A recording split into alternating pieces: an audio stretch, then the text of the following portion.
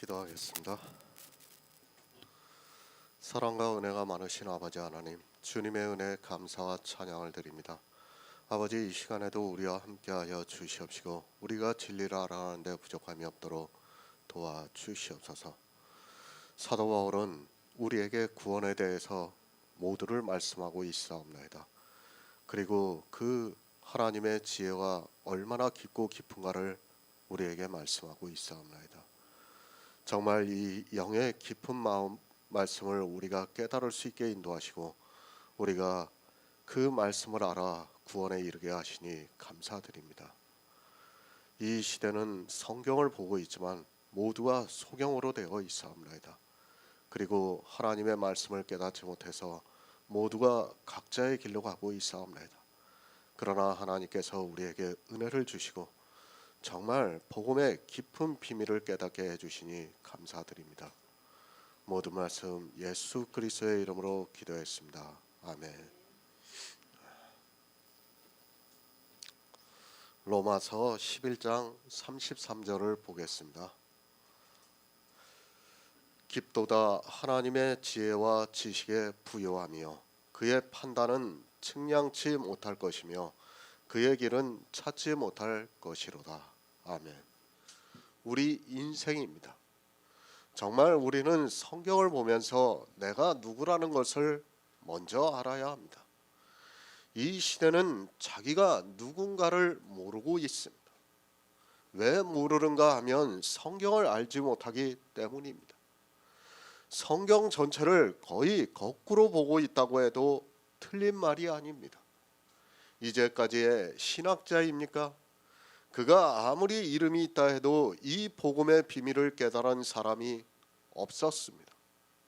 물론 하나님께서 감추어 두신 사람들이 있어서 그들이 이 세상에 이름을 남기지 못했고 또 그들의 행적을 우리가 알 수 없을지 몰라도 지금 우리가 알고 있는 그 유명하다고 하는 신학자들과 목사들은 사실 복음과는 거리가 먼 사람들이라는 것을 알아야 합니다. 순종치 아니하고 있습니다. 하나님이 모든 사람을 순종치 아니하는 가운데 가두어 두셨다고 말씀을 하고 있습니다. 그러나 이제까지의 그 유명하다고 하는 신학자들이 순종치 아니하는 가운데 가두어 두신 것을 모르고 있습니다. 하나님께서는 모든 사람을 순종치 아니하는 가운데 가두어 두셨지만 자기들은 예수 그리스도를 아주 잘 믿고 있다고 생각했습니다.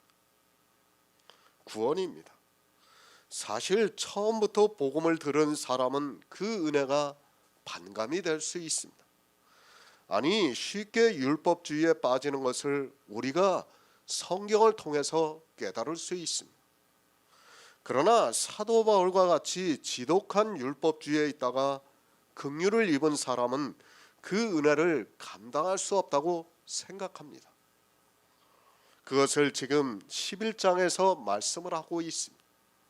이스라엘이 순종치 아니함으로 해서 이방의 복음이 전파가 되었고 그들이 긍휼을 입은 자가 되었습니다. 물론 복음을 처음부터 들었다 해도 그 감격이 클 수 있습니다. 그러나 우리가 알아야 하는 것이 있습니다.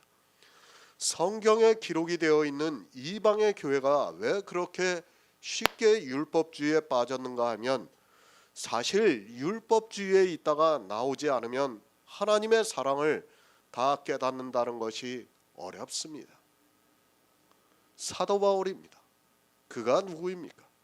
스데반 집사가 순교를 할 때 그는 돌로 쳐 죽이는 사람들의 옷을 들고 있었고 또 스데반 집사가 죽는 것을 너무도 당연하다고 믿었던 사람이었습니다. 그것으로도 부족해서 그는 그리스도인을 잡아서 재판에 넘기려고 다메섹까지 갔던 사람입니다. 그가 왜 긍휼에 대해서 말씀을 하고 있는가를 알아야 합니다. 그런 후에 주님을 만났습니다. 그리고 성경을 보니까 자기가 알지 못할 때 했던 그 모든 일들이 얼마나 악한 일인가를 깨닫게 되었습니다. 사실 사도 바울보다 더 긍휼을 입은 사람이 없습니다. 그가 율법주의에 있다가 복음을 깨달았기 때문에 다른 사람들보다 더욱 복음에 대해서 강하게 전할 수 있었습니다. 이것이 긍휼입니다. 왜 하나님께서 모든 사람을 순종치 아니하는 가운데 가두어 두셨는가 하면 하나님이 얼마나 자비하신 분이라는 것을 깨닫게 해주시기 위해서입니다. 지금의 기독교인들은 그렇게 생각하고 있어요.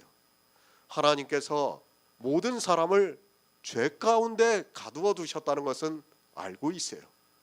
그런데 순종치 아니하는 가운데 가두어 두셨다는 것은 전혀 깨닫지를 못하고 있어요.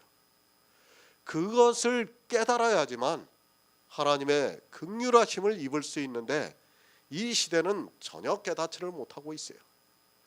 자기들이 어떻게 순종치 아니하는 가운데 있는가를 전혀 모르고 있습니다.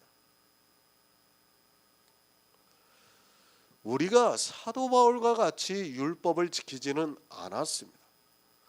이 자리에 계신 성도님들 중에서 정말 사도 바울 못지않게 나름대로는 율법을 지켰던 기억이 있습니다.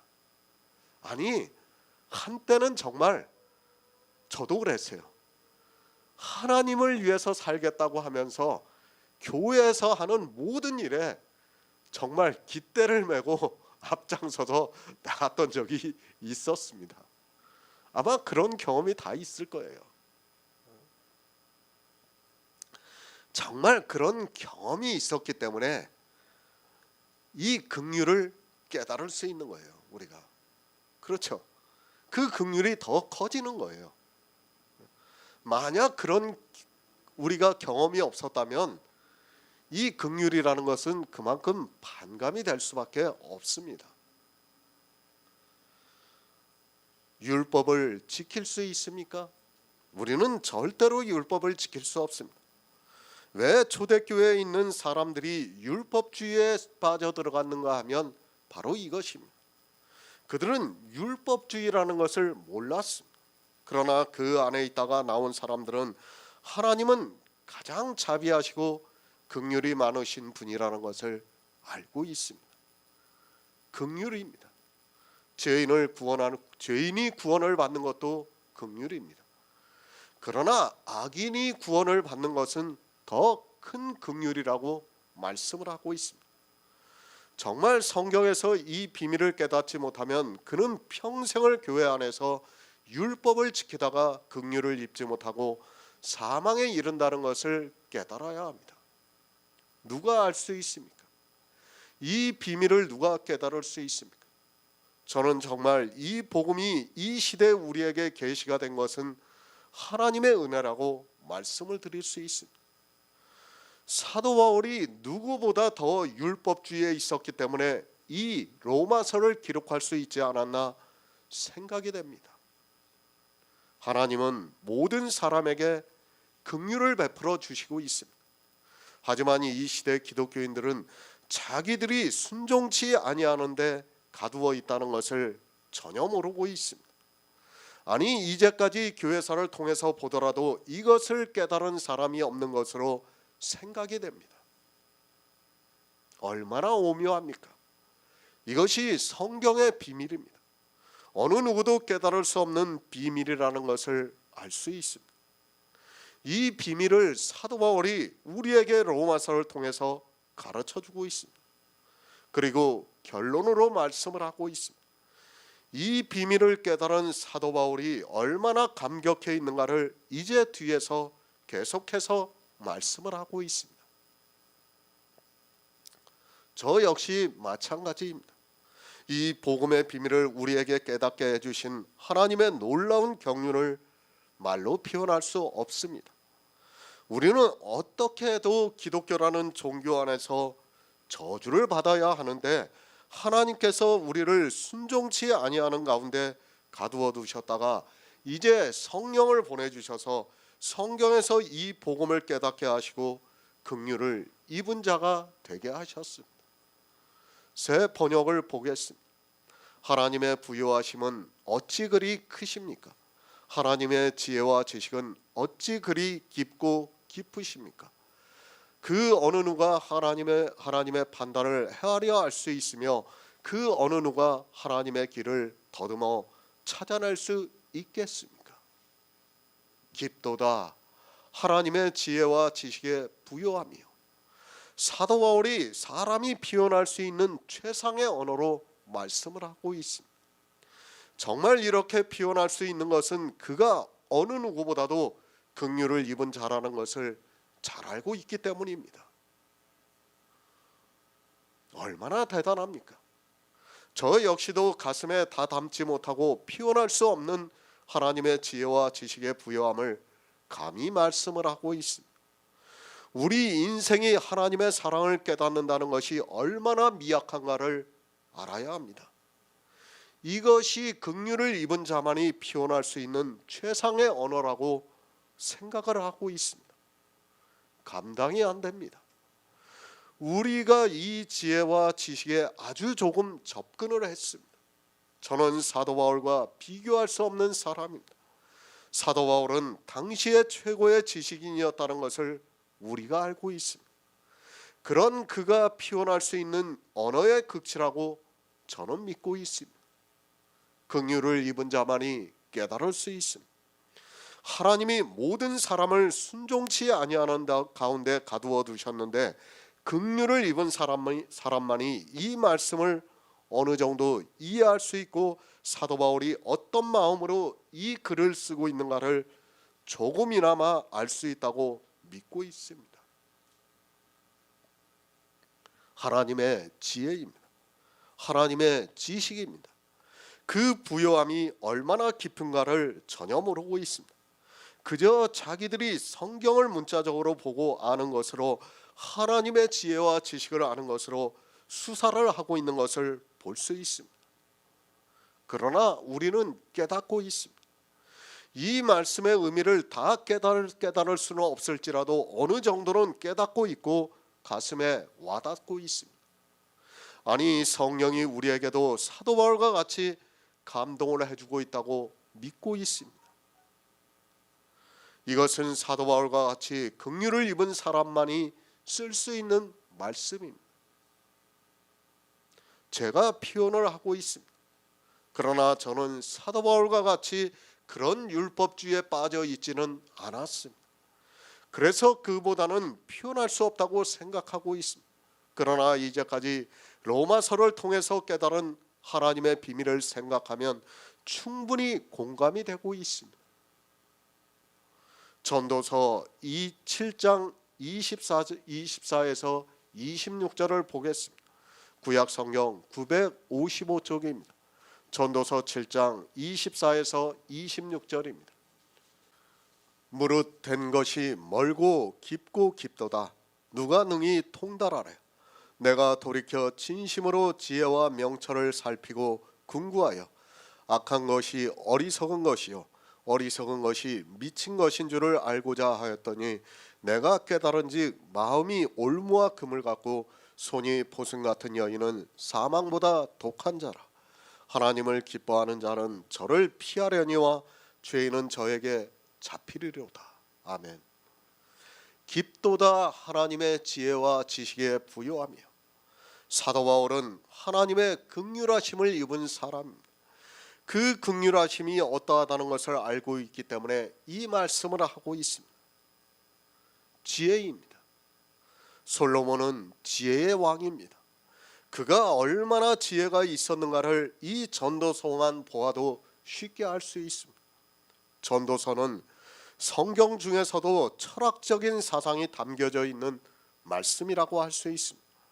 그래서 사람들은 이 전도서를 모르고 있고 이 시대 거의 모든 목사들이 이 전도서의 말씀을 전혀 설교를 하지 못하고 있는 것을 볼 수 있습니다.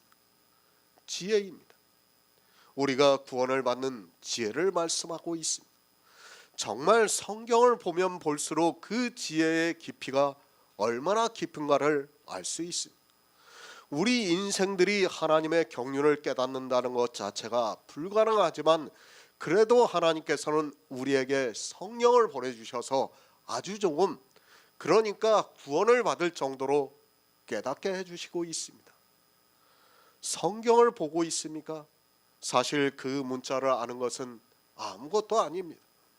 사도 바울은 이것을 세상 초등학문이라고 말씀하고 있고 이 세상 지혜라고 말씀을 하고 있습니다. 그러니까 성경을 보고 이 세상에 지혜가 있다고 하는 사람들이 보편적으로 알 수 있는 지혜라는 말씀입니다. 그것을 지혜라고 말을 하고 있습니다. 그런 그들이 자연스럽게 율법을 지키면서 순종치 아니하는 가운데 빠져 있는 것을 볼 수 있습니다. 이미 초대교회를 지나오면서 서기 150년 중반을 넘어가면서부터 성경을 문자적으로 해석하지 않으면 이단이라고 정죄를 했던 것을 볼 수 있습니다. 이방의 교회가 얼마나 빨리 그리고 쉽게 순종치 아니하는 가운데 있었는가를 알 수 있습니다. 지혜의 왕입니다. 솔로몬이 총기가 있을 때는 성경의 거의 모든 지혜를 깨달은 것은 사실입니다.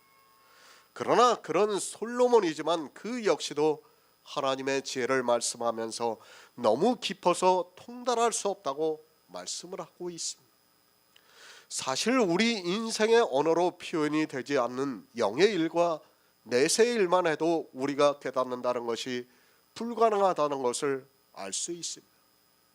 성경을 압니까? 정말 겸손하시기 바랍니다. 지금 이 시대에 성경을 안다고 하는 것은 겨우 구원을 받을 정도라는 것을 알아야 합니다. 그 정도의 지혜를 아는 것만도 그것이 얼마나 깊고 깊은가를 깨달을 수 있습니다.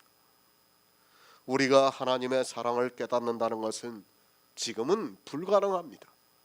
그래서 고린도전서 13장에서 말씀을 하고 있습니다. 우리가 지금은 청동 거울을 보는 것과 같이 희미하지만 그때는 우리가 부활을 했을 때는 얼굴과 얼굴을 마주보는 것과 같이 환하게 안다고 말씀을 하고 있습니다. 사람의 이성으로는 하나님의 사랑을 안다고 해보아야 그렇다는 것을 깨달아야 합니다. 하나님의 사랑을 말하고 있습니다. 사실 우리가 하나님의 사랑을 말한다는 것 자체가 모순이라는 것을 알아야 합니다. 사실 우리가 부모의 사랑도 제대로 깨닫지 못하고 있습니다. 그런데 이 시대 목사들은 그리고 교인들은 하나님의 사랑을 자기들이 아는 것처럼 이야기하고 있고 심지어는 눈물을 흘리고 있는 것을 볼 수 있습니다.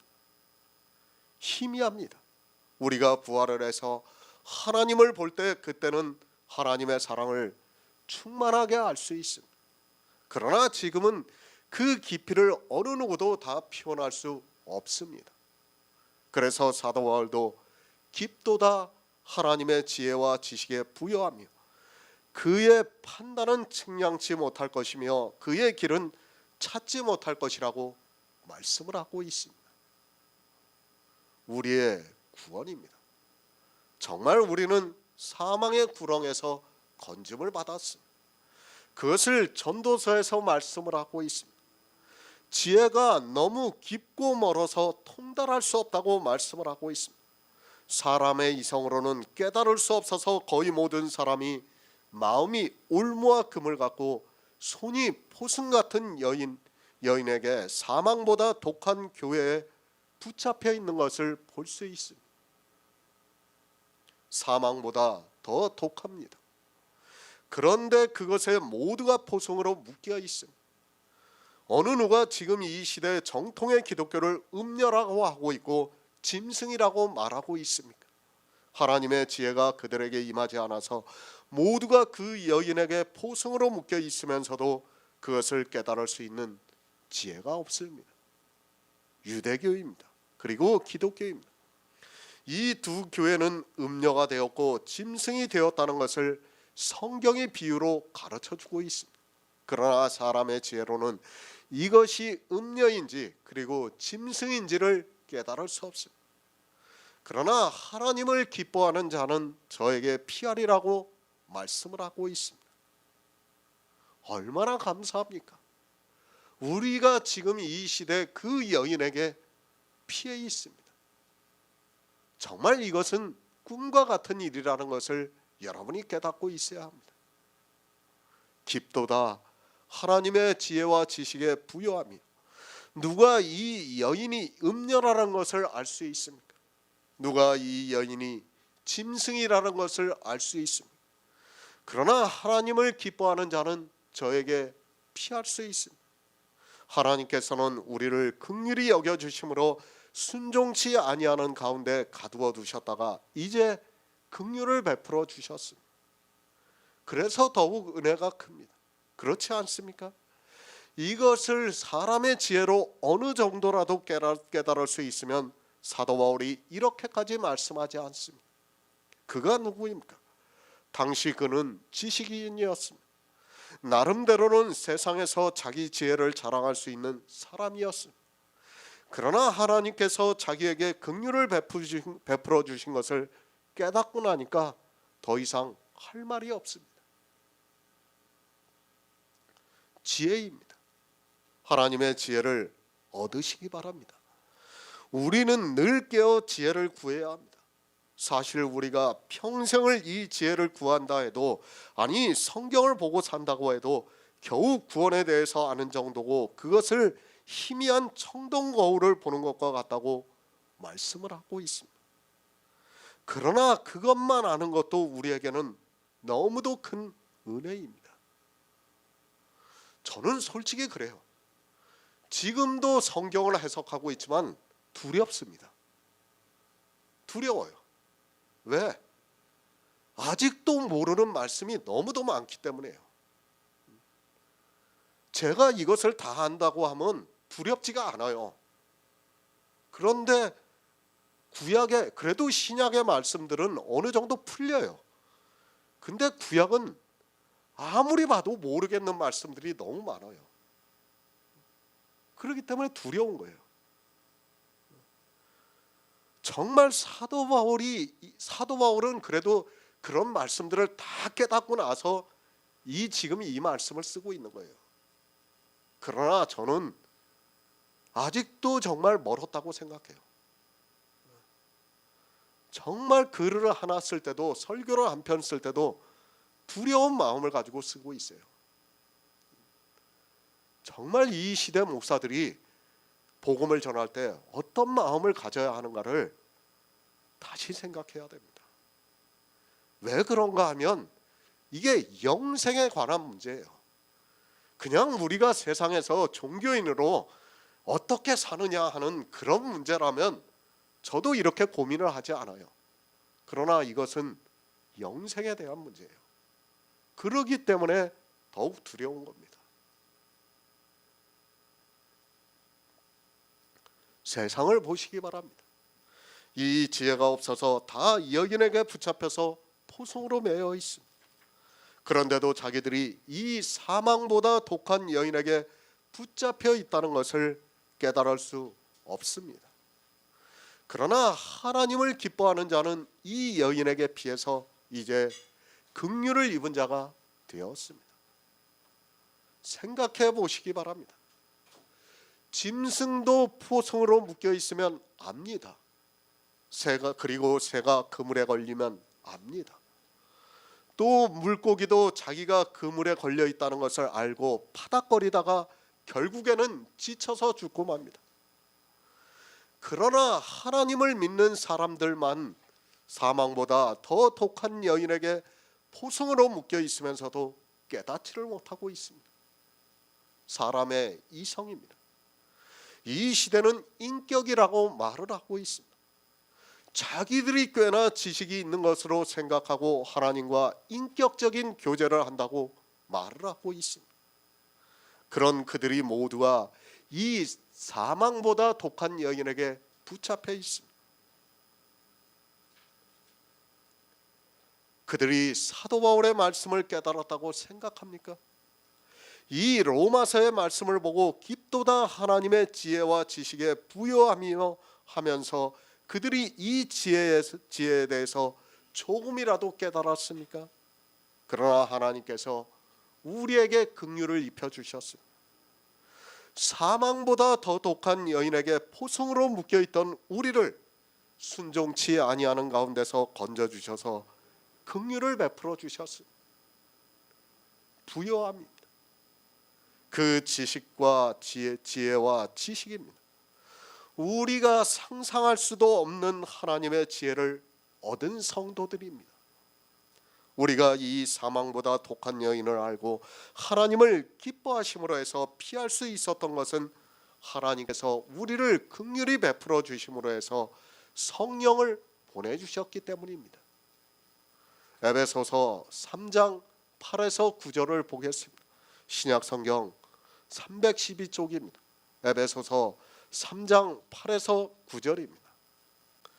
모든 성도 중에 지극히 작은 자보다 더 작은 나에게 이 은혜를 주신 것은 측량할 수 없는 그리스도의 풍성을 이방인에게 전하게 하시고 영원부터 만물을 창조하신 하나님 속에 감추었던 비밀의 경륜이 어떠한 것을 드러나게 하려 하심이라.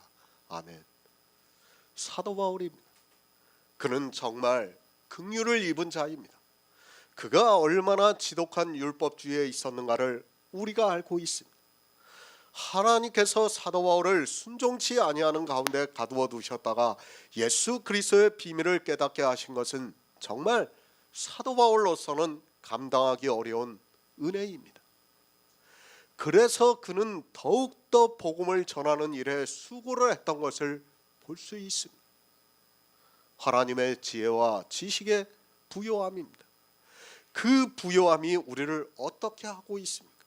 우리를 구원해 주시는 지혜와 지식이기 때문에 부요하다고 말씀을 하고 있습니다.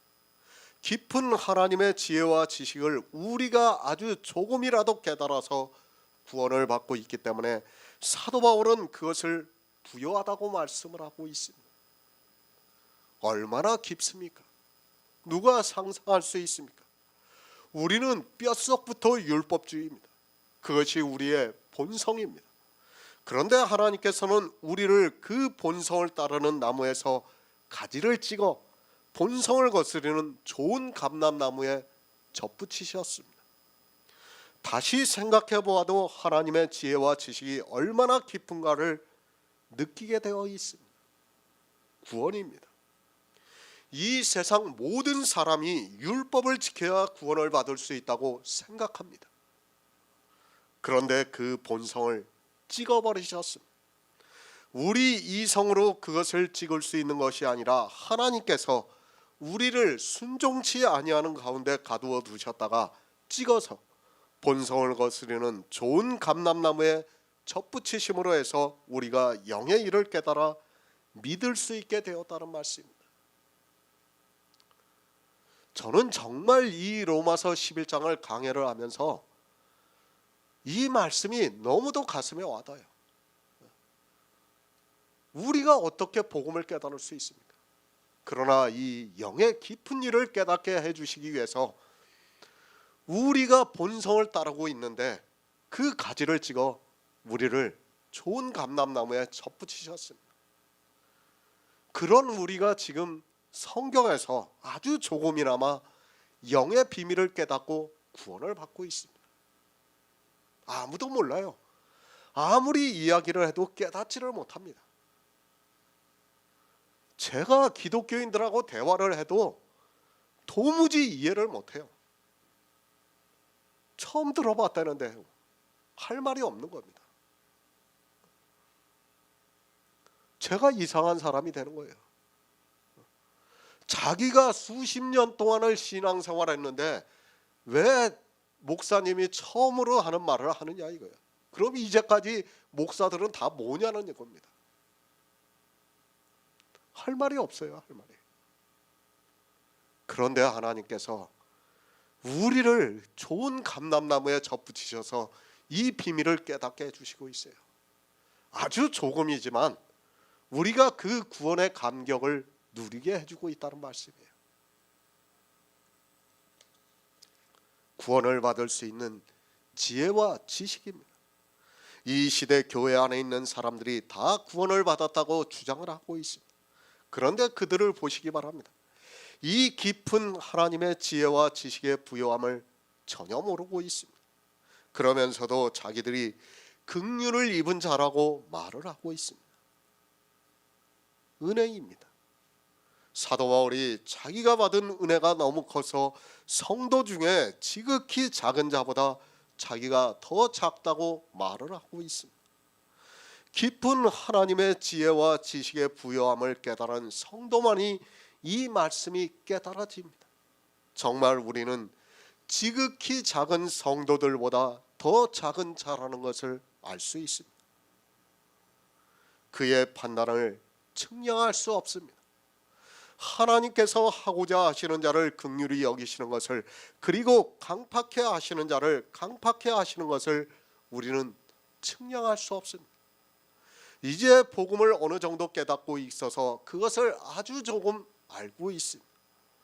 사람들은 그것이 불의하다고 하지만 우리는 성경을 알고 있기 때문에 하나님께서 하고자 하시는 자를 긍휼히 여기시는 것이 은혜가 되고 있습니다.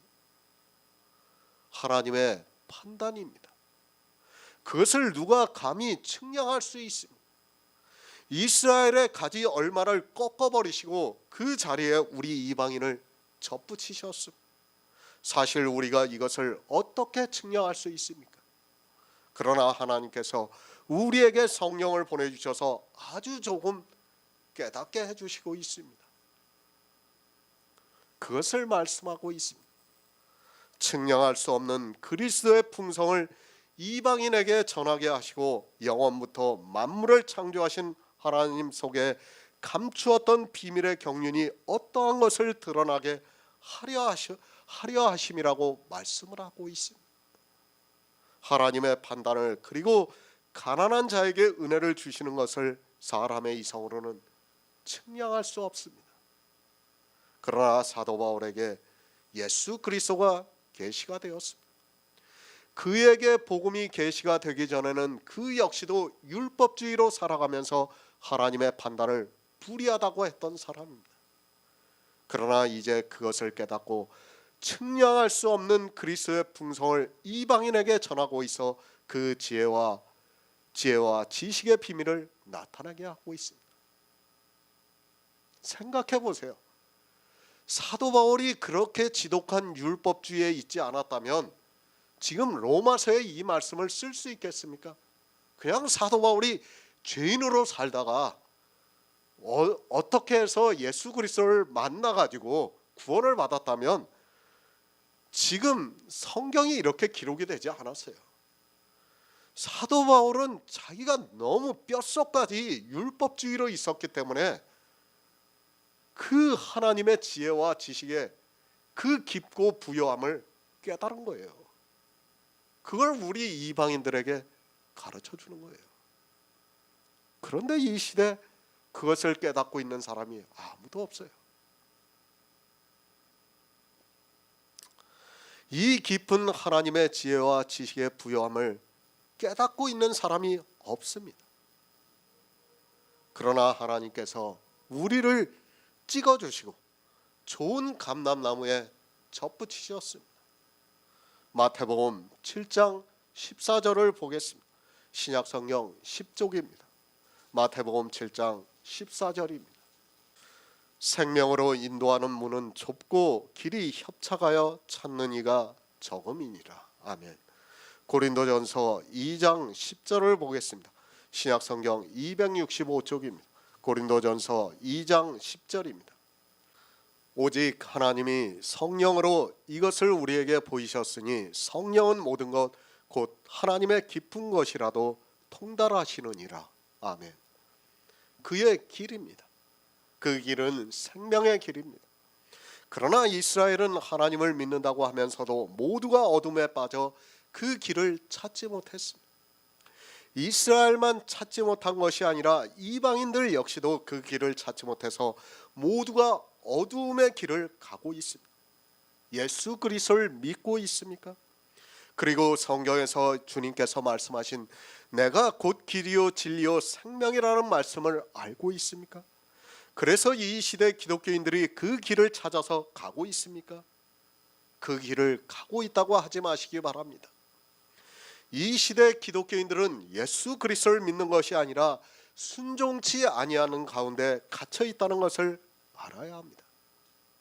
성경의 문자입니다. 그것이 사람으로 길을 찾지 못하게 만들고 있습니다. 교회에 나와서 예수 그리스도를 믿는다고 하면 마치 자기가 길을 찾아서 가고 있고 생명을 얻은 것으로 생각하고 있습니다. 그러나 이제까지 로마서의 말씀을 보면 이 시대 기독교인들은 이스라엘과 마찬가지로 어두움에 있어서 아직 길을 찾지 못하고 있습니다. 그의 길을 찾지 못합니다. 누구에게 이 말씀을 하고 있습니까? 이방의 교회에 있는 사람들에게 하고 있는 말씀입니다. 주님께서도 생명으로 인도하는 문은 좁고 길이 협착하여 찾는 이가 적다고 말씀을 하고 있습니다. 이 말씀을 보고 어떻게 생각합니까? 지구의 인구가 70억 명입니다. 그 중에서 예수 그리스도를 믿는 사람이 적다고 생각하고 있습니다. 특히 교회 안에 있는 사람들은 천주교를 빼고 그리고 이단들을 빼고 나면 정말 적은 것으로 이야기를 하고 있습니다. 실제 그들이 보아도 적은 것 같습니다. 그러면서 자기들은 그 길을 찾는 자가 적지만 가고 있다고 생각하고 있습니다. 성경입니다. 누구에게 하고 있는 말씀입니까? 예수님께서 이스라엘이라는 당시 정통의 사람들에게 하고 있는 말씀입니다. 이스라엘 안에 있는 사람들에게 생명으로 인도하는 문은 좁고 길이 협착하여 찾는 이가 적다고 말씀을 하고 있습니다. 그 길을 가려고 하는 자가 거의 없습니다. 왜 없습니까? 이것은 영의 일입니다. 제사를 드리고 있는 이스라엘로서는 자기들이 충분히 하나님을 잘 믿고 있다고 생각하고 있었습니다. 이 시대 역시 예배와 여러 가지 제사를 드리고 있는 기독교인들이 그렇다는 것을 사도 바울이 말씀을 하고 있습니다. 그의 길을 찾지 못합니다. 실제 이 시대를 보더라도, 아니 이방의 교회를 보더라도 그의 길을 찾아서 간 사람이 거의 안 보이고 있습니다. 이제까지 로마서 강해를 통해서 우리가 보았지만 그 길을 찾는 사람이 몇이나 됩니까? 생명입니다. 그의 길에는 생명이 있습니다. 그러나 이 시대는 이 생명을 전혀 모르고 있습니다. 성경에 문자적으로 기록이 되어 있으니까 막연하게 자기들이 예수 그리스도를 믿음으로 영생을 얻은 것으로 생각하고 있습니다. 그의 길을 찾지 못할 것이로다. 성경이 그의 길을 찾지 못한다고 하면 다수가 그 길을 찾지 못한다는 것을 알아야 합니다. 한 시대에 얼마나 적은 수가 하나님의 긍휼하심을 입을 수 있는가를 우리는 성경에서 분명히 깨달아야 합니다. 주님께서도 생명으로 인도하는 문은 좁고 길이 협착하여 찾는 이가 적다고 말씀하고 있지만 주님의 말씀을 듣지를 않고 있습니다. 적습니다. 이 세상 전체를 말씀하는 것이 아닙니다. 교회 안에 있는 사람들 중에서 적다는 것을 말씀하고 있습니다.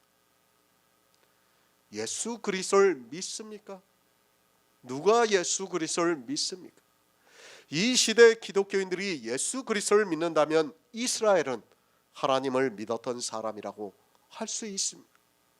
그러나 주님께서는 이스라엘에게 아브라함의 행사를 하지 않는다고 하면서 율법을 지키고 있는 이스라엘에게 마귀의 자식들이라고 말씀을 하셨습니다.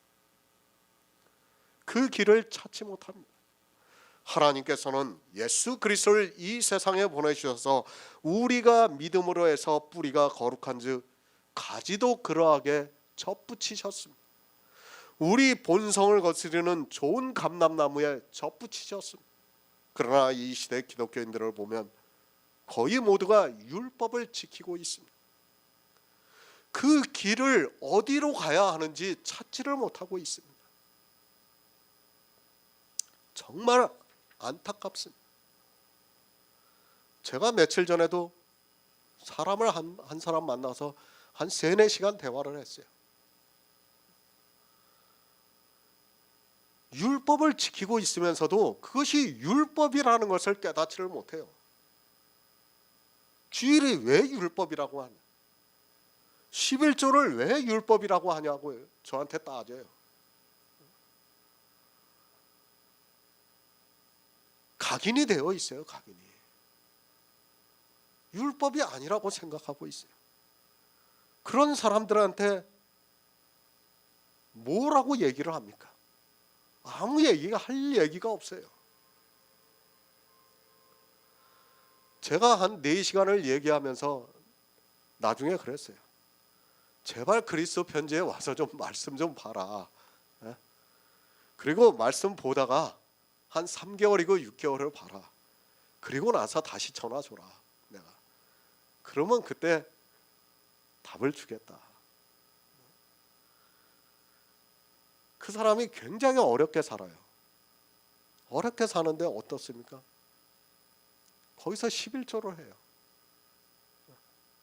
거기서 또 뭐 감사헌금하고 주일헌금하고 자기가 먹고 사는 거에 돈에서 10분의 2를 갖다가 교회에다 내고 있어요. 제가 그랬어요. 그 돈이면 당신 편하게 먹고 싶은 과일, 고기 먹으면서 살 수 있지 않냐. 왜 그렇게 사냐 말이야. 깨닫지를 못해요. 깨닫지를 못해요. 정말 우리가 이것을 깨달은 것은 하나님의 은혜예요. 은혜. 우리도 예전에는 그랬지 않습니까? 너무도 당연하게 받아들였던 거예요. 그게. 그 사람들도 마찬가지예요.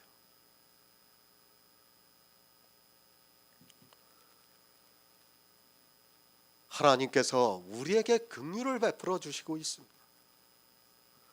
정말 우리가 죽을 수밖에 없는 이방인들이지만 하나님께서 이 시대 이 로마서의 말씀을 깨닫게 하시고 긍휼을 베풀어 주시고 있다는 말씀이에요. 그러기 때문에 우리가 이 복음을 깨달을 때마다 어떻습니까? 더 큰 거예요. 은혜가. 사도 바울이 말씀하는 것을 조금이나마 이해할 수 있는 겁니다.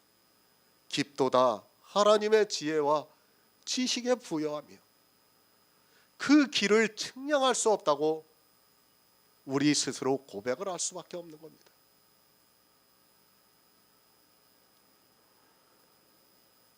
성령을 어떻게 받는지도 모르고 있어요. 이 시대는 성령을 너무 모르고 있습니다. 성령을 모르다 보니까 기독교라는 종교가 만들어 놓은 샤머니즘을 이야기를 하고 있습니다. 그들이 성령의 역사라고 하는 것은 실상은 모두가 샤머니즘이라는 것을 깨달아야 합니다. 그의 길입니다. 그 길에는 생명이 있습니다. 이 생명을 얻을 수 있게 우리를 원 돌감람나무에서 찍어 본성을 거스리는 좋은 감람나무에 접붙이셨습니다. 그것을 어떻게 하셨는가 하면 우리에게 성령을 보내주심으로 해서 성령으로 말미암아 우리 안에 그의 영이 거하시게 역사를 하고 있습니다. 성령을 보내주셨습니다. 왜 우리에게 성령을 보내주셨는가 하면 성령이 아니고는 우리가 거듭날 수 없기 때문입니다. 사람의 이성으로는 본성을 찍을 수 없습니다. 누가 율법을 지키는 것을 죄라고 하고 있고 율법을 지키는 것을 순종치 아니하는 것이라고 말할 수 있습니까? 하나님의 깊은 것입니다. 우리 인생의 지혜로는 도저히 깨달을 수 없습니다. 그래서 반드시 성령이 오심으로 해서 우리 본성을 찍어야 합니다. 그것을 찍지 않고는 우리는 길을 찾을 수 없습니다. 그것을 고린도전서에서 오직 하나님이 성령으로 이것을 우리에게 보이셨다고 말씀을 하고 있습니다. 그의 길입니다. 사람의 이성으로 어느 누구도 찾지 못합니다. 그 길을 사람이 신학을 해서 공부를 해서 찾을 수 있었다면 이 시대 기독교인들이 본성을 따라 살지 않습니다. 그러나 그가 아무리 신학을 공부하고 평생을 성경을 보면서 산다 해서 하나님께서 원 돌감람나무에서 찍어주셔서 성령을 보내주시지 않으면 안 됩니다. 그런데 어떻습니까? 이 시대 기독교인들이 다 성령을 받았다고 말을 하고 있습니다. 성령을 어떻게 받는지도 모르고 성령이라는 단어가 있으니까 자기들이 예수 그리스도를 믿으니까 성령을 받았다고 말을 하고 있습니다. 어떻게 받습니까? 듣고 믿어서 받습니다. 그런데 이 시대 기독교인들은 모두가 순종치 아니하는 가운데서 율법을 지키고 있습니다. 그렇게 율법을 지키면서 성령을 받았다고 하는 사람은 스스로 속고 있는 사람입니다. 반드시 율법의 행위를 하지 않고 듣고 믿은 성도만이 성령을 받을 수 있습니다. 그렇게 성령을 받았습니다. 그 성령이 우리를 진리로 인도를 하고 있습니다. 그래서 우리 안에 거룩하신 이의 영이 거듭나는 역사가 있습니다. 그래서 성령이 오심으로 모든 것 하나님의 깊은 것이라도 통달을 한다고 말씀을 하고 있습니다. 우리 인생으로는 그의 길을 찾을 수 없습니다. 그러나 성령이 오셔서 우리를 진리 가운데로 인도를 하시고 있습니다. 성령이 오셨습니까? 거짓말하지 마시기 바랍니다. 아니, 스스로 속지 마시기 바랍니다. 분명히 율법의 행위를 하지 않고 복음을 듣고 믿음으로 성령을 받을 수 있습니다. 그 성령이 우리에게 오시면 그가 모든 진리 가운데로 인도를 하셔서 그의 길을 찾을 수 있다고 말씀을 하고 있습니다. 깊은 하나님의 지혜와 지식의 부요함을 깨달을 수 있다고 말씀을 하고 있습니다. 긍휼을 입으시기 바랍니다. 순종치 아니하는 사람은 아직 긍휼을 입지 않은 사람입니다. 그러니까 아직 율법을 지키고 있는 사람은 긍휼을 입지 않은 사람이라는 것을 깨달아야 합니다. 로마서 11장 34절을 보겠습니다. 누가 주의 마음을 알았느냐? 누가 그의 모사가 되었느냐? 아멘. 새 번역을 보겠습니다. 누가 주님의 마음을 알았으며 누가 주님의 조언자가 되겠습니까? 누가 주의 마음을 알겠느냐? 사도 바울이 이제까지 우리가 어떻게 구원을 받는가를 로마서를 통해서 아주 자세하게 말씀을 하고 있습니다. 그러나 지혜가 있다고 하는 교회 안에 있는 사람들이 하나님의 마음을 모르고 있습니다. 누가 알 수 있습니까? 없다는 말씀입니다. 그런데 이 시대 기독교인들은 자기들이 주의 마음을 알고 있는 것으로 이야기를 하고 있습니다. 우리는 정말 성경을 성경으로 보아야 합니다. 우리 사람의 지혜와 지식을 다 버리고 오직 성령의 감동하심으로 지혜를 구해야 합니다. 물론 다 그렇다고 말을 합니다. 그러나 말로만 그렇다고 해서는 안 됩니다. 누가 말로만 그렇게 하고 있는가를 알아야 합니다. 성경에서 이런 말씀이 나오면 우리가 주의 말씀을 모른다는 것을 알아야 하는데 자기들이 주의 말씀을 아는 것과 같이 이야기를 하고 있는 사람들이 있습니다. 주의 마음입니다. 그것을 디모데전서에서 말씀을 하고 있습니다. 하나님은 모든 사람이 구원을 받으며 진리를 아는 데 이르기를 원하신다고 말씀을 하고 있습니다. 이것이 하나님의 마음입니다. 그런데 이 시대는 하나님의 마음을 너무 모르고 있습니다. 아니, 자기들이 하나님의 마음을 알고 있다고 하면서 하는 모든 행위가 실상은 순종치 아니하는 가운데 있는 것입니다. 구원입니다. 하나님께서는 지금 이 시대도 우리 이방인들이 충만한 수에 이르기를 원하시고 있습니다. 그러나 성경을 보는 사람들은 하나님의 마음이 무엇인가를 모르고 있습니다. 그것을 호세아서에서도 하나님께서는 인애를 원하시고 제사를 원치 아니하신다고 말씀을 하고 있지만 도리어 제사에 더 깊이 빠져들어가고 있습니다. 영생입니다. 유일하신 참 하나님과 그의 보내신 자 예수 그리스도를 아는 것입니다. 그러나 호세아 선지자의 말씀과 같이 이 시대 역시 제사에 깊이 빠져 하나님을 아는 것을 소홀히 하고 있습니다. 아니, 그들은 다 자기들이 하나님을 안다고 하지만 실상은 겨우 초등학문에 사로잡혀서 성경에서 문자를 아는 것으로 이야기를 하고 있습니다. 요즘은 성경 공부 책들이 많아요.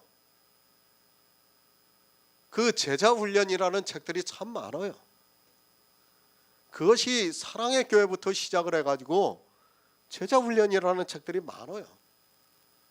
그러나 그 책들을 보면 뭐합니까? 다 성경의 문자를 가르쳐 주는 거예요. 그것들이 성경의 깊은 비밀을 알게 하는 것이 아니라 성경의 문자를 자기네들이 끄집어내가지고 나열을 해놓은 것밖에 없어요. 그게 성경 공부예요. 배우면 뭐합니까? 그런 책을 평생을 배워서 뭐합니까? 아무 소용이 없습니다.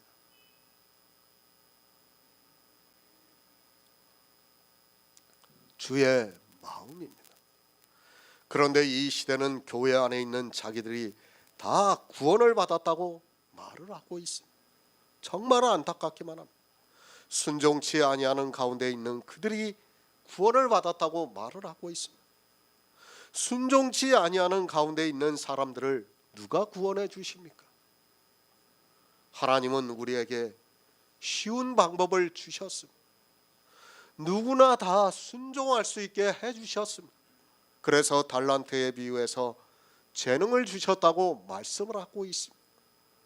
우리는 누구나 순종을 해서 구원을 받을 수 있는 재능이 있는 사람들입니다. 그러나 교회 안에 있는 사람들이 순종을 하는 것이 무엇인지, 그리고 순종치 아니하는 것이 무엇인지를 모르고 다 음녀의 보승에 묶여 있습니다. 하나님의 마음입니다. 그것을 주님께서는 명령이라고 말씀을 하고 있습니다. 나는 그의 명령이 영생인 줄 안다고 말씀을 하고 있습니다. 영생을 얻으려면 순종치 아니하는 것이 무엇인가를 알고 하나님의 긍휼하심을 입어야 하는데, 이 시대는 모두가 순종치 아니하는 가운데 있습니다. 누가 주의 마음을 알고 있습니까? 이스라엘도 주의 마음을 몰랐습니다. 하나님은 가장 자비하시고 긍휼이 있으신 분이라는 것을 아무도 몰랐습니다.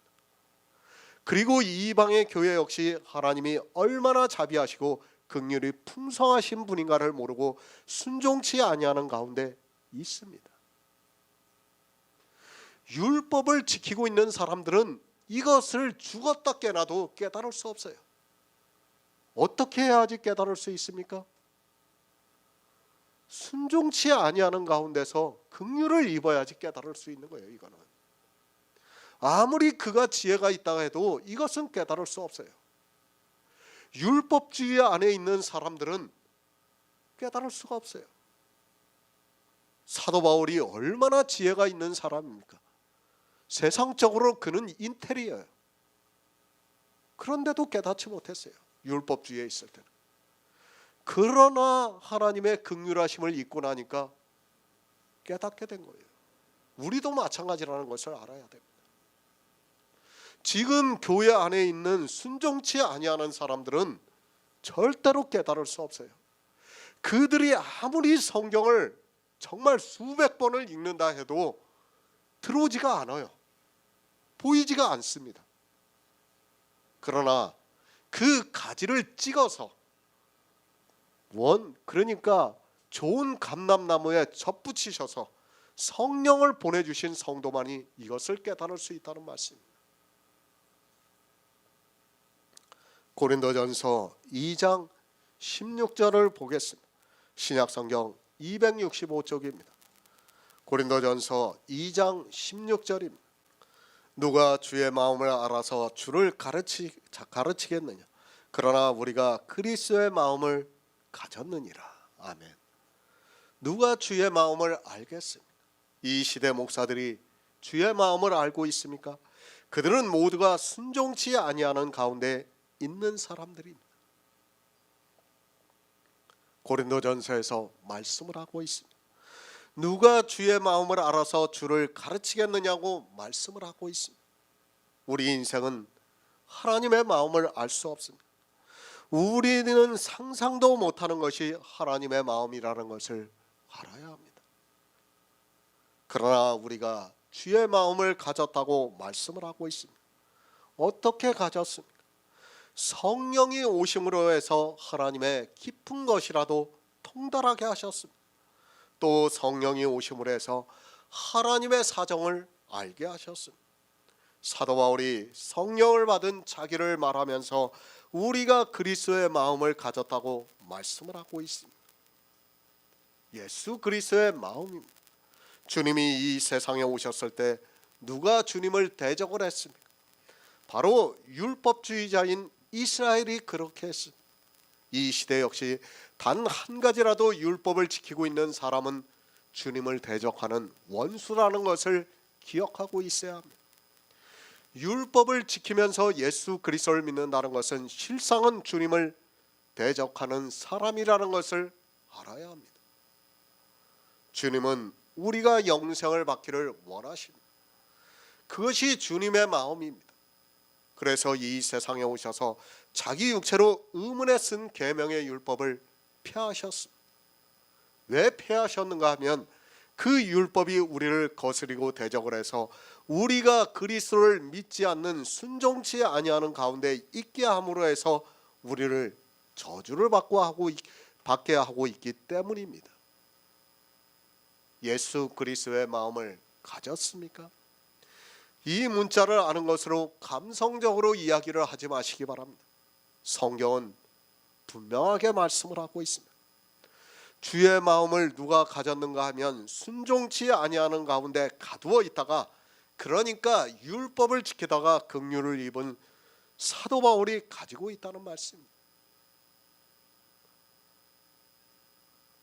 누가 주의 마음을 가지고 있습니까?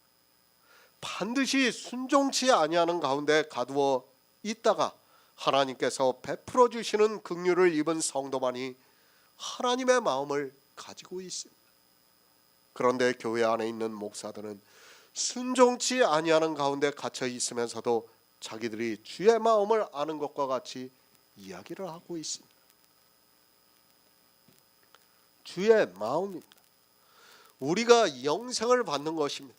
하나님께서 우리에게 주신 것은 바로 영원한 생명입니다. 그 외에 어느 것도 우리에게 주시지 않습니다. 물론 주님의 부탁으로 우리가 복음을 전하기 위해서 성령의 은사를 받고 있지만 그것으로는 우리가 구원을 받을 수 없습니다. 주님이 주시는 것입니다. 그것은 오직 영원한 생명이라는 것을 알아야 합니다. 사도 바울은 주님의 마음을 가졌기 때문에 이방의 복음을 전했습니다. 주의 마음을 알고 있습니까? 그가 주의 마음을 알고 있다면 절대로 율법을 지키지 않습니다. 그 율법을 지키는 행위가 순종치 아니하는 것이고 그것으로 그 가지가 꺾이었는데 누가 율법을 지키라고 하겠습니까? 교회 안에서 율법을 지키는 사람은 주의 마음을 모르는 어리석은 사람입니다. 저주입니다. 가지가 꺾입니다. 하나님께서는 우리 모든 사람에게 긍휼을 베풀어 주시기를 원하는데 이 시대 기독교인들은 순종치 아니하는 가운데 갇혀서 긍휼을 입지 못하고 있습니다. 긍휼을 어떻게 입을 수 있는가를 말씀하고 있지만 성경을 보는 그들의 눈이 흐려져 도무지 보이지 않고 있습니다. 성경입니다. 하나님께서는 우리를 구원하시고자 이 성경을 우리에게 주셨습니다. 어떻게 구원을 하시는가 하면 우리 인생의 본성을 찍어버리시고 성령을 우리에게 보내주심으로 해서 우리가 율법을 지키는 순종치 아니하는 가운데서 긍휼을 입을 수 있게 하셔서 우리 안에 거룩하신 이의 영을 거하게 하시고 그 영이 주님이 오시는 날에 부활을 합니다. 아무도 깨달을 수 없어요. 어떻게 이것을 깨달을 수 있습니까? 그러나 하나님께서 우리를 긍휼히 여기셔서 순종치 아니하는 가운데 있던 우리에게 그 가지를 찍어버리심으로 해서 우리를 좋은 감람나무에 접붙이셨습니다. 로마서 11장이에요. 가장 중요한 말씀이 뭡니까? 본성을 따르는, 본성을 거스르는 좋은 감람나무에 접붙이신 거예요. 근데 그 본성이 무엇이라는 것을 모르고 있어요. 어떻게 생각합니까? 세상에 사는 것을 본성이라고 생각해요. 그리고 교회에 나온 것을 좋은 감람나무에 접붙이신 것으로 생각하고 있습니다. 그 문제가 해결이 안 되니까 성경이 안 풀리는 거예요. 이사야 40장 13절을 보겠습니다. 구약성경 1015쪽입니다. 이사야 40장 13절입니다. 누가 여호와의 신을 지도하였으며 그의 모사가 되어 그를 가르쳤으랴. 아멘. 누가 그의 모사가 되겠느냐? 모사, 남을 도와서 일을 되게 하는 것을 말하고 있습니다. 누가 하나님의 모사가 되겠습니까? 우리는 감히 하나님의 깊은 지혜와 지식에 부요함에 접근도 하지 못하고 있습니다. 하지만 인생들이 자기들이 누군가를 전혀 모르고 성경을 보고 있습니다. 사람의 지혜입니다. 다시 말씀드립니다. 짐승도 그물에 걸리면 그것이 그물이라는 것을 알고 거기서 빠져나오려고 몸부림을 칩니다. 그런데 우리 인생만은 사망보다 더 독한 여인에게 포승으로 묶여 있으면서도 그것을 전혀 깨닫지 못하고 있습니다. 왜 성경에서 우리를 벌레라고 또 짐승이라고 말씀하고 있는가를 알아야 합니다. 인생입니다. 실상은 짐승보다 더 못합니다. 짐승은 자기에게 걸려있는 그물을 인지를 하고 거기서 빠져나오려고 몸부림을 칩니다. 그러나 우리 인생만은 그물에 걸려 있으면서도 거기서 빠져나오려고 하지를 않고 있습니다. 도리어 그것을 더 좋게 여기고 더 깊이 빠져들어가고 있습니다. 그것이 우리 인생입니다. 그런 인생들이 짐승들과 비교를 해서 자기들이 지식이 있다고 하면서 만물의 영장이라고 말을 하고 있습니다. 더구나 이 시대는 어떻습니까?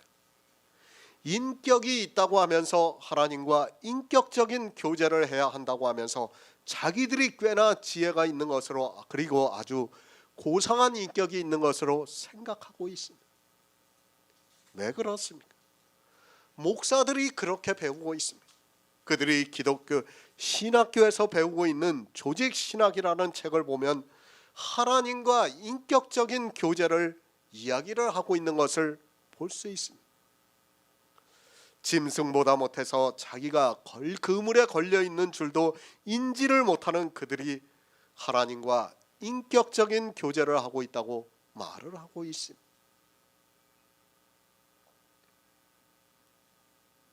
교만합니다. 우리가 무슨 인격이 있습니까? 사실 우리는 인격이 없어요. 영적인 관점에서 볼 때 우리는 벌레보다도 못해요. 짐승보다도 못합니다. 그런 우리가 무슨 인격이 있다고 인격을 논하고 있습니다. 그것을 기독교 조직신학책에서 배우고 있는 목사들이 교회 나와서 무슨 말을 하겠습니까? 지렁이 같은 내가, 벌레 같은 내가, 구더기 같은 내가 무슨 인격이 있다고 하나님을 믿는다고 하는 그들이 교만해져서 도리어 이제는 하나님을 가르치면서 성경도 잘못되었다고 말을 하고 있습니다. 이 시대 목사들입니다. 그들이 히브리어를 하고 헬라어를 하고 있습니다. 그러면서 뭐라고 하는지 압니까? 성경이 잘못 번역되어 있다 이거예요. 거의 모든 목사들이 그렇게 이야기를 하고 있어요. 원어가 잘못되어 가지고 그것이 잘못 번역이 되다 보니까 우리가 이해할 수 없는 말씀들이 많이 기록이 되어 있다고 말을 하고 있어요. 정말 안타까워요. 왜 그들이 그런 말을 합니까? 자기들이 지혜가 있다는 거예요. 지식이 있다는 거예요. 그러니까 성경을 보면서도 자기들이 거기서 하나님의 은혜를 깨달으려는 것이 아니라 자기들의 지혜를 자랑을 하는 거예요. 지금 목사들이 그렇다는 것을 알아야 합니다.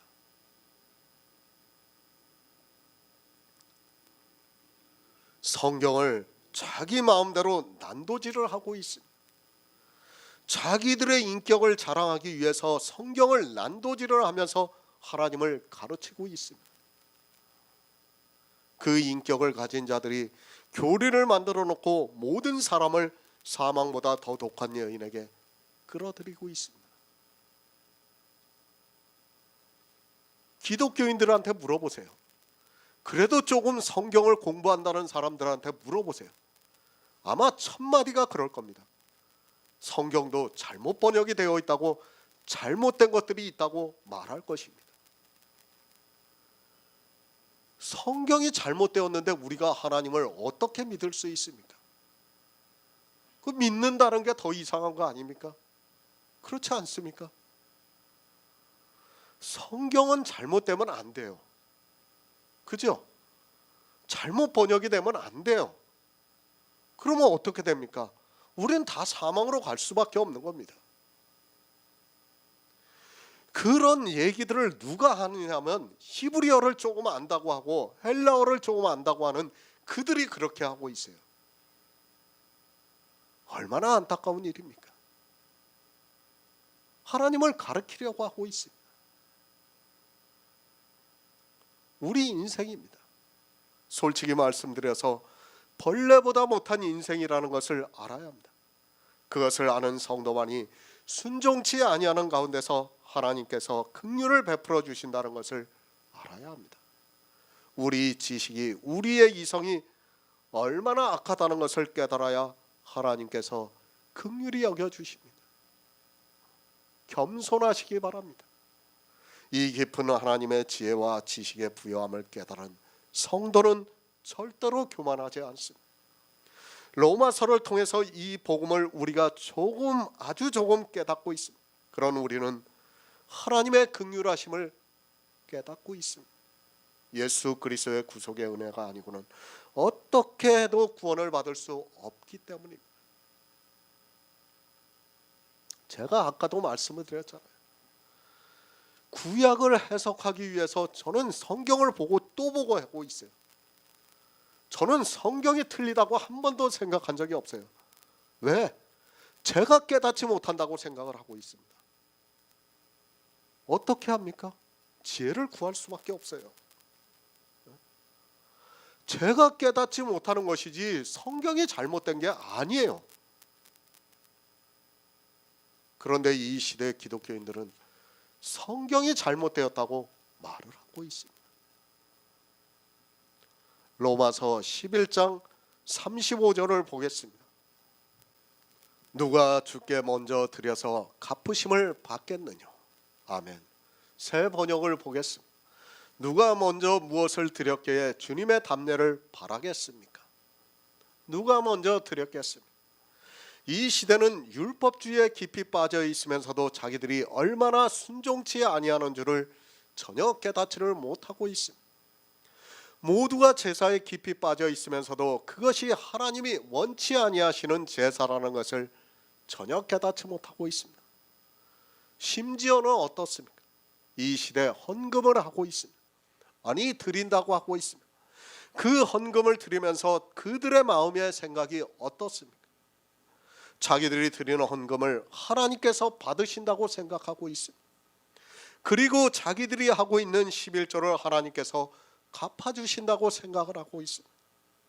헌금을 하고 있습니다. 그것을 하나님이 받으십니까? 누가 이 시대 드리는 헌금을 하나님께서 받으신다고 말씀을 하고 있습니다.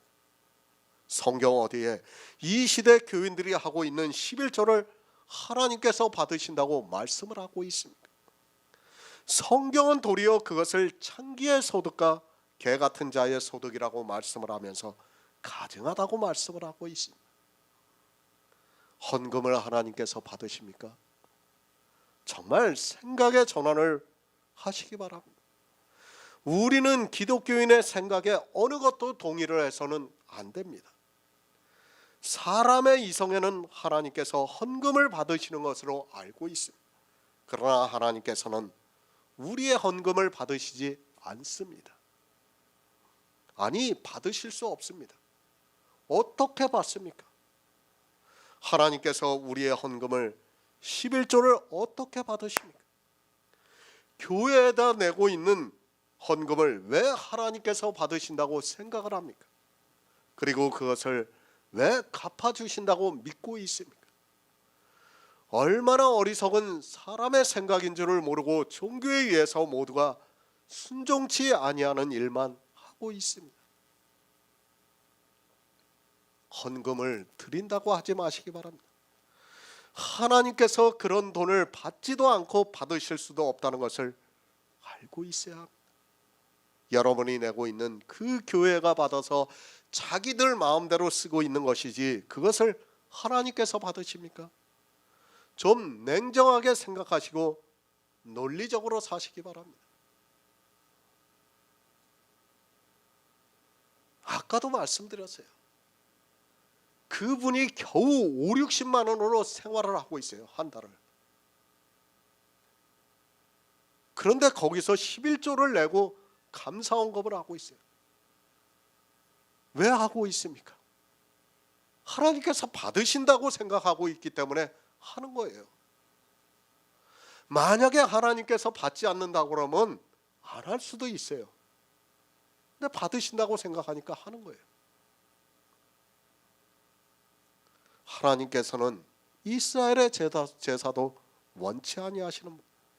그런데 이방인들의 돈을 받으시겠습니까? 그들이 제사로 드리는 그 많은 양과 소의 배가 불렀다고 말씀을 하고 있습니다. 그것도 받지 않으신다는 말씀입니다. 종교에 속지 마시기 바랍니다. 하나님께 우리는 드릴 수도 없고 받지도 않으십니다. 영생입니다. 우리가 그런 것을 한다고 해서 영생을 얻을 수 있다고 생각하지 마시기 바랍니다. 우리 인생을 주님께서 1만 달란트 빚진 자라고 말씀을 하고 있습니다. 1만 달란트 빚진 자의 빚도 다 갚아주셨습니다. 1만 달란트가 얼마인 줄 아십니까? 지금 시세로 하면 정확하지는 않지만 20조가 넘는 금액이라는 것을 아시기 바랍니다. 그런데 11조입니까? 감사헌금입니까? 10여 가지가 넘는 헌금입니까? 제발 성경에서 우리에게 무엇을 말씀하는가를 깨닫기 바랍니다. 헌금을 하지 마시기 바랍니다. 만약에 헌금을 해서 드린다고 하면 그것은 창기의 소득과 개 같은 자의 소득이며 하나님께서 가증히 여기십니다. 저는 직업이 없습니다. 오직 복음을 위하는 일만 하고 있습니다. 그러면 여러분이 세상에서 일을 하면 제가 먹고 살 수 있게 해주어야 합니다. 그렇죠?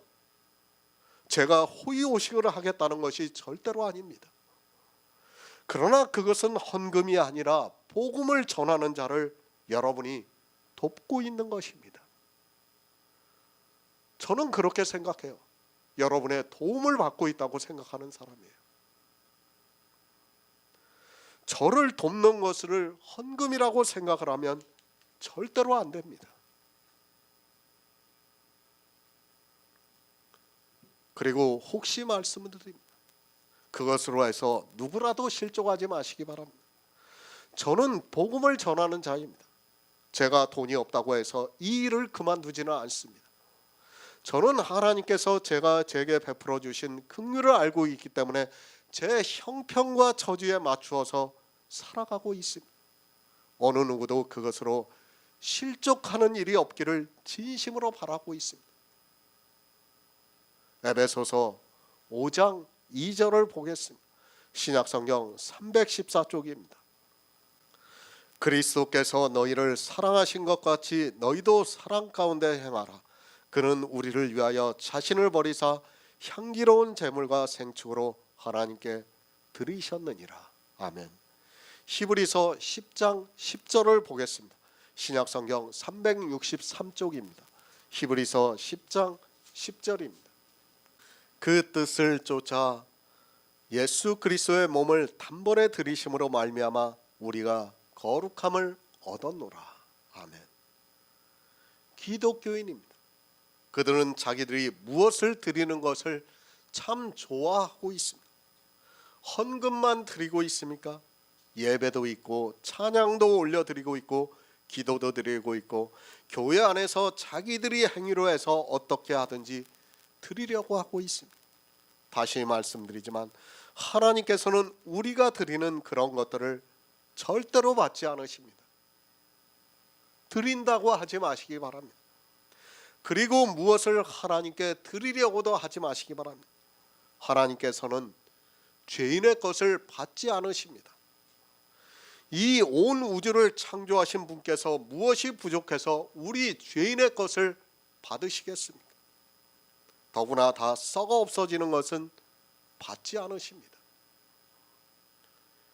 영생에 대해서 말씀을 하고 있습니다. 누가 주께 먼저 드려서 갚으심을 받겠느냐고 말씀을 하고 있습니다. 그러니까 누가 구원을 받을 수 있을 만큼 해서 영생을 받을 수 있느냐고 말씀을 하고 있습니다. 사도 바울이 영생에 대해서 말씀을 하고 있습니다. 그러니까 누가 영생을 받을 수 있게 해서 하나님으로부터 그것을 받을 수 있겠느냐고 말씀을 하고 있습니다. 구원입니다. 말로는 다 예수 그리스도의 은혜로 구원을 받았다고 말을 하고 있습니다. 그러나 성경을 모르고 있습니다. 사도 바울이 왜 지금 이 말씀을 하고 있습니까? 자기가 바리새인으로 있을 때 하나님께 드려서 구원을 받으려고 했던 사람이라는 것입니다. 정말 주님 앞에 온 청년과 같이 무엇을 해서 영생을 얻으려고 했던 사람입니다. 그렇기 때문에 사도 바울이 어떻게 했습니까? 흠없는 율법의 의를 가졌다고 말씀을 하고 있습니다. 자기가 하나님께 드려서 영생을 받으려고 했던 사람입니다. 그런데 어떻습니까? 복음을 깨닫고 나니까 그것이 다 배설물과 같다는 것을 알고 다 버린다고 말씀을 하고 있습니다. 자기가 바리새인으로 있을 때 드린 그것으로 하나님으로부터 영생으로 갚으심을 받을 수 없으니까 그 모든 것을 버린다고 말씀을 하고 있습니다. 부탁드립니다. 주께 먼저 드리려고 하지 마시기 바랍니다. 아니 그 어떤 것도 주님께 드리려고 하지 마시기 바랍니다. 하나님께서는 우리의 것을 받지 않는다는 것을 알고 있어야 합니다. 이 시대도 어리석은 사람들은 자기의 것을 가지고 주께 드리려고 하고 있습니다. 그 드리려고 하는 것이 도리어 악이 된다는 것을 모르고 있습니다. 오직 예수 그리스도입니다. 하나님께서는 우리 인생들의 것을 어느 것도 받지 않으십니다. 구약에서부터 그것을 예표로 가르쳐 주기 위해서 제사 제도를 율법으로 정하셨습니다. 이미 하나님께서는 예수 그리스도를 통해서 모든 것을 받으시기 위해서 율법에 정해 놓으셨습니다. 주님이 드리셨습니다. 그는 우리를 위하여 자신을 버리사 향기로운 제물과 생축으로 하나님께 드리셨다고 말씀을 하고 있습니다. 누가 먼저 하나님께 드려서 갚으심을 받을 수 있습니까? 아무도 그럴 수 없습니다. 그것을 보여주신 것이 바로 우리가 믿고 있는 예수 그리스도의 십자가라는 것을 알고 있어야 합니다. 그러니까 하나님 자신만이 하나님께 드려서 그것을 하나님이 갚아주신다는 거예요. 우리 인생은 어느 누구도 그것을 할 수 없습니다. 그런데 이 시대 기독교인들이 그것을 하려고 하다가 모두가 악에 빠져 있습니다. 자기들이 하고 있는 그 드린다고 하는 그것이 악이라는 것을 깨닫지를 못하고 있습니다. 성경을 바로 알아야 합니다. 성경을 모르면 자기가 어디로 가는지 그리고 무슨 일을 하고 있는지 모르다가 사망에 이르게 되어 있습니다. 거듭 말씀을 드리지만 우리 인생의 지혜라는 것은 미물보다 더 못하다는 것을 알고 있어야 합니다. 그런 인생이 무엇으로 먼저 드리려고 하다가 도리어 그것이 악이 되어서 진노를 받고 있다는 것을 성경을 통해서 바로 깨달아야 합니다. 예수 그리스도께서 들이셨습니다. 그리고 하나님께서는 영으로 부활을 하게 하셔서 영생으로 갚아주셨습니다.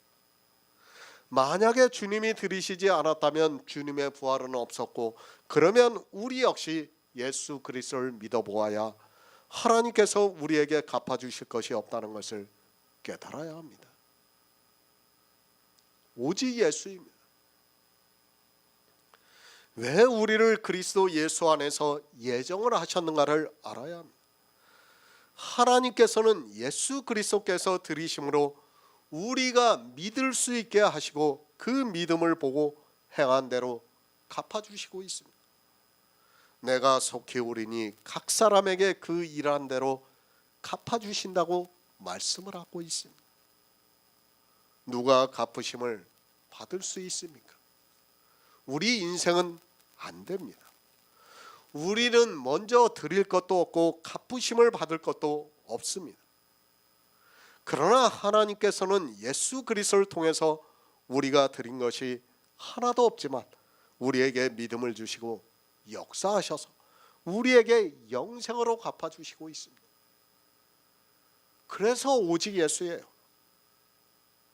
달리 오직 예수가 아니에요. 이런 말씀들을 깨닫지 못하면 우리는 구원을 받을 수 없어요. 제사 제도가 다 무엇을 가르치고 있습니까? 예수 그리스도께서 드리시는 것을 가르쳐주고 있는 거예요. 우리 인생이 제사를 드리는 게 아니에요. 다 주님께서 이 세상에 오셔서 하실 일들을 구약의 예표를 통해서 가르쳐주고 있는 겁니다. 그렇게 주님이 하나님께 드리셨어요. 하나님께서 하나님의 일을 하시고 그것을 우리 인생들에게 갚아주신다는 것이 성경이에요. 얼마나 놀랍습니까? 이 영의 비밀을 깨닫지 못하고 있습니다. 정말 하나님께서 긍휼히 여겨주시는 자들에게 이 시대도 성령을 보내주셔서 믿음으로 행할 수 있게 역사를 하고 있습니다. 이 세상은 이 믿음의 비밀을 모르지만 우리는 하나님의 역사하심으로 더욱 든든히 서고 있습니다. 갚아주셨습니다. 우리가 한 일은 없습니다. 우리가 드린 것도 없습니다. 그러나 주님께서 이 세상에 오셔서 예수 그리스도의 몸을 단번에 드리심으로 말미암아 우리가 거룩함을 얻을 수 있게 하셨습니다. 하나님께서 드리시고 우리는 믿음으로 하나님으로부터 갚으심을 받은 이 놀라운 비밀을 우리에게 주셔서 역사를 하고 있습니다. 로마서 11장 36절을 보겠습니다. 이는 만물이 주에게서 나오고 주로 말미암고 주에게로 돌아갑니다. 영광이 그에게 세세토록 있을지어다. 아멘. 새 번역을 보겠습니다. 만물이 그에게서 나고 그로 말미암아 있고 그를 위해서 있습니다. 그에게 영광이 세세히 있기를 빕니다. 아멘. 이는 우리가 구원을 받은 것을 말씀을 하고 있습니다. 하나님의 그 깊은 지혜와 지식의 부요하심으로 우리가 구원을 받습니다. 정말 이 구원은 하나님께서 창조하신 모든 만물을 통해서 나타내시고 있습니다. 이 모든 만물들을 왜 창조하셨는가 하면 우리를 구원하시기 위해서 창조를 하셨습니다. 하나님이 세상을 창조하셨습니다. 우리가 보고 있는 이 온 우주의 모든 만물을 하나님께서 지으셨습니다. 그것을 왜 지으셨는가 하면 하나님께서 우리를 구원하시는 그 모든 영광을 나타내시기 위해서 지으셨습니다. 우리는 성경의 모든 말씀을 믿고 있습니다. 세상이 그 어떤 말을 한다 하도 우리는 성경을 보고 그 안에서 복음을 보고 있습니다. 만물을 보고 있습니다. 이 모든 것을 하나님이 창조하셨다는 것을 믿을 수밖에 없습니다. 그것은 우리가 복음을 깨닫고 있기 때문입니다. 사실 이 복음을 깨닫지 못하는 사람은 하나님이 이 모든 만물을 지으셨다는 것을 믿을 수 없습니다. 그 깊은 하나님의 지혜와 지식의 부여함을 깨달은 성도만이 만물이 주에게서 나왔다는 것을 믿을 수 있습니다. 하나님은 창조주이십니다. 그것을 어떻게 알 수 있는가 하면 우리의 영의 일을 알면 더욱 뚜렷하게 알 수 있습니다. 우리가 신체만 보고 육만 보고 있다면 창조주 하나님을 믿기 어렵습니다. 그러나 그 깊은 하나님의 지혜와 지식의 부요함을 깨달으면 이 창조는 너무도 당연한 것으로 받아들이게 되어 있습니다. 하나님이 천지를 창조하셨습니다. 우리 인생도 하나님께서 지으셨습니다. 이 모든 만물이 하나님으로부터 나왔고 또 하나님을 위해서 있습니다. 하나님의 모든 경륜을 나타내기 위해서 이 모든 만물이 있습니다. 그리고 이 모든 만물이 또 주에게로 돌아간다고 말씀을 하고 있습니다. 주에게로 돌아갑니다. 주님의 말씀대로 된다는 말씀. 우리가 보고 있는 이 모든 만물은 성경에 있는 그대로 됩니다.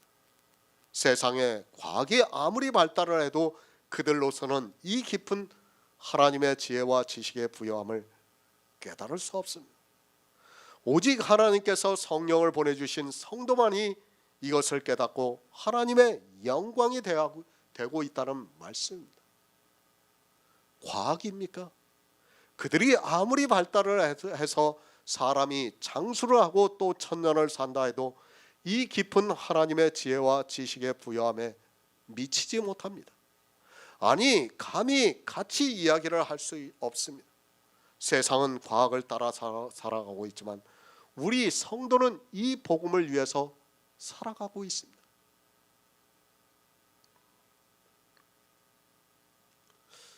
사실 과학이라는 것이 얼마나 한계가 있습니까? 저는 그렇게 생각해요. 블랙홀이라는 것도 이미 성경에 다 기록이 되어 있지 않습니까? 그렇죠. 요한계시록 21장에 보면 모든 것이 다 사망도 그리로 들어간다고 그랬어요. 그게 블랙홀인지 뭔지는 저도 모르겠어요. 그러나 마치 그와 같이 된다는 거 아닙니까? 모든 것이 다 끌려 들어가는 겁니다. 과학이 아무리 발달을 해도 하나님의 지혜와 지식의 부여함에는 갈 수가 없어요. 인간이 10만 년 전에 있고 20만 년 전에 있고 1만 년 전에 있고 그건 아무 의미가 없어요. 그렇지 않습니까? 성경은 예표와 비유예요. 모르겠어요. 저도 하나님께서 아담을 언제 진짜 6천년 전에 창조를 하셨는지 그 전에 사람을 창조하시고 아담을 예표로 세우셨는지 저도 모르겠어요. 그러나 분명한 건 뭡니까? 그 아담을 창조하신 건 아무것도 아니에요. 그렇지 않습니까? 그 아담을 통해서 뭐가 중요합니까? 영이에요. 거듭난 영이 중요한 거예요. 우리에게 그것을 가르쳐 주는 거 아닙니까? 거듭난 영에 대해서 가르쳐 주는 거 아닙니까? 아담이 6천년 전에 창조가 됐니 안 됐니 그거는 우리가 따질 게 없어요. 그것을 과학으로 증명한다고 한들 무슨 의미가 있습니까? 아무 의미가 없지 않습니까? 그게 실제라면 우리 신체가 구원을 받는다면 그게 중요할 수 있어요. 그죠? 그러나 우리의 영이 구원을 받는데 그게 무슨 의미가 있습니까? 아무것도 아니에요. 그거는. 성경은 정말 우리에게 깊은 지혜와 비밀을 가르쳐주고 있는 거예요. 이 지혜와 지식의 부요함을 우리에게 주셨습니다. 이 세상에서 아무리 지혜가 있으면 뭐합니까? 아니, 그가 세상을 바꿀 지혜와 지식이 있으면 뭐합니까? 하나님의 깊은 지혜와 지식의 부요함을 모른다면 그것은 다 사라지고 만다는 것을 깨달아야 합니다. 우리는 그 썩는 것을 바라는 것이 아니라 믿음으로 영생을 바라고 있습니다. 요한계시록 21장 5에서 7절을 보겠습니다. 신약성경 421쪽입니다. 요한계시록 21장 5에서 7절입니다. 보좌에 앉으신 이가 가라사대 보라 내가 만물을 새롭게 하노라 하시고 또 가라사대 이 말은 신실하니 참되고 기록하라 하시고 또 내게 말씀하시되 이루었도다. 나는 알파와 오메가요 처음과 나중이라. 내가 생명수 샘물로 목마른 자에게 값없이 주리니 이기는 자는 이것으로 유업을 얻으리라. 나는 저의 하나님이 되고 그는 내 아들이 되리라. 아멘. 만물이 주에게로 돌아갑니다. 우리가 지금 보고 있는 만물은 다 사라지고 맙니다. 이 아담은 아무것도 없어요. 뭘 말씀하고 있습니까?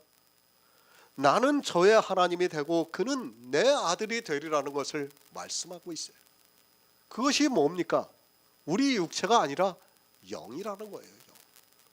이 영의 일을 우리에게 하나님께서는 가르쳐주고 있는 거예요.